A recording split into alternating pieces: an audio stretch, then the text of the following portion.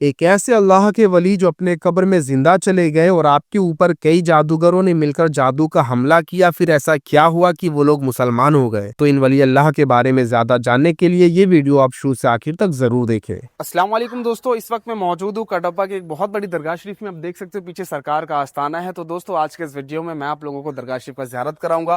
یہاں پہ جو بھی ہسٹری مجھے پتا چلے گا وہ میں آپ کو بتاؤں گا، ساتھ ہی ساتھ کرامت کے بارے میں بتاؤں گا۔ تو آپ سبھی لوگوں سے گزارش ہے کہ اگر آپ لوگ میرے چینل پہ نیو ہے تو چینل کو سبسکرائب کر لے، ویڈیو کو لائک کر دے۔ تو چلیے چلتے اندر درگاہ میں، درگاہ کی زیارت اور حضرت کی کرامت اور ہسٹری سنتے ہیں۔ دوستو ابھی آپ جس درگاہ شریف کی زیارت کر رہے ہیں، یہ درگاہ آندھرا پردیش کے کڈپہ میں موجود ہے، اور یہاں پہ جو اللہ کے ولی آرام فرما رہے ہیں ان کا نام حضرت سیدنا پیر اللہ مالک رحمۃ اللہ علیہ ہے، اور یہ درگاہ پورے ہندوستان میں امین پیر درگاہ کے نام سے جانا جاتا ہے۔ دوستو یہ ایسے با کرامت با فیض ولی کامل کی درگاہ شریف ہے۔ جو بھی لوگ یہاں جس منت مراد کے ساتھ امین پیر درگاہ شریف میں آتے ہیں تو اللہ پاک اس ولی کامل کے صدقے اس آنے والے شخص کی منتیں مرادیں پوری فرماتا ہے، اور جو بھی بیمار یہاں آتا ہے تو اسے اس ولی کامل کے صدقے شفا حاصل ہوتی ہے، اور جو بے اولاد آتا ہے تو اللہ پاک اس ولی کامل کے صدقے اسے اولاد عطا فرماتا ہے۔ اسی لیے تو کہا جاتا ہے کہ نکاح ولی میں وہ تاثیر دیکھی، بدلتی ہزاروں کی تقدیر دیکھی۔ دوستو حضرت سیدنا پیر اللہ مالک رحمۃ اللہ علیہ کے تعلق سے بتایا جاتا ہے کہ آپ کی پیدائش کرناٹکا کے بیدر میں ہوئی،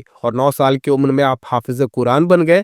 جب آپ بچپن کے عمر میں ہی تھے تو آپ کے والد صاحب کا انتقال ہو جاتا ہے، اور پھر آپ کی پرورش آپ کے نانا جان نے فرمائی۔ ان سے ہی آپ نے تعلیم و فیض حاصل فرمانے کے بعد نانا جان سے اجازت لے کر پیدل حج کو جانا چاہے۔ اجازت ملنے کے بعد آپ رحمت اللہ علیہ نے پیدل حج فرمائے۔ جب آپ رحمت اللہ علیہ مدینہ منورہ پہنچے تو حضور صلی اللہ علیہ وسلم کا خاص فیضان آپ کے اوپر جاری ہوا۔ پھر آپ ہندوستان واپس تشریف لائے۔ ہندوستان آنے کے بعد آپ نے کئی سارے بزرگان دین کے بارگاہوں پر آپ نے حاضری دی، اور ان بزرگان دین کا فیضان سے بھی آپ مالا مال ہوئے، سبحان اللہ۔ اس کے بعد آپ بیدر شریف چلے گئے، اور وہیں پہ آپ کی شادی ہوئی۔ اللہ پاک نے آپ کو 2 اولاد عطا فرمایا۔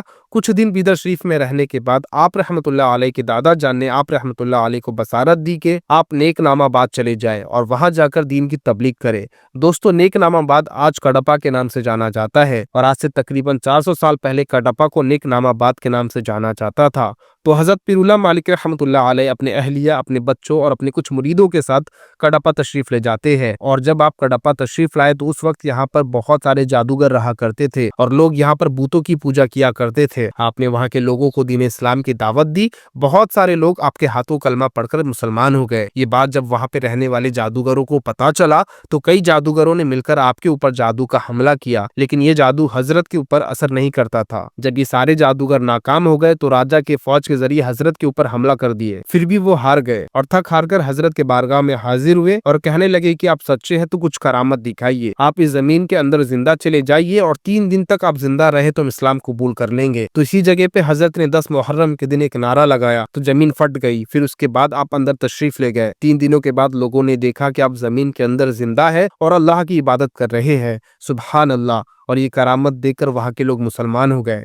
دوستو یہ بڑی کراماتی درگاہ شریف ہے، بڑے ہی دور دراز سے لوگ یہاں پہ آتے ہیں اور اپنی منتیں مرادیں پوری پاتے ہیں۔ دوستو یہ درگاہ آندھرا پردیش کے کڈپہ ڈسٹرکٹ میں موجود ہے۔ یہاں پہ آنے کے لیے آپ کو کڈپہ اسٹیشن آنا پڑے گا، اور یہاں سے آپ کو آٹو مل جائے گا درگاہ شریف کے لیے۔ اللہ کے بارگاہ میں دعا ہے کہ جتنے بھی لوگ اس ویڈیو کو دیکھ رہے ہیں ان میں سے اگر کوئی بیمار ہے یا کوئی بے اولاد ہے تو اللہ پاک ان ولی کے صدقے تو ان کو شفا عطا فرما، اور بے اولادوں کو اولاد عطا فرما، اور ہم سب کو نیک راہوں پہ چلا، گناہوں سے، مشکلوں سے، پریشانیوں سے اللہ پاک حفاظت فرما، آمین ثم آمین۔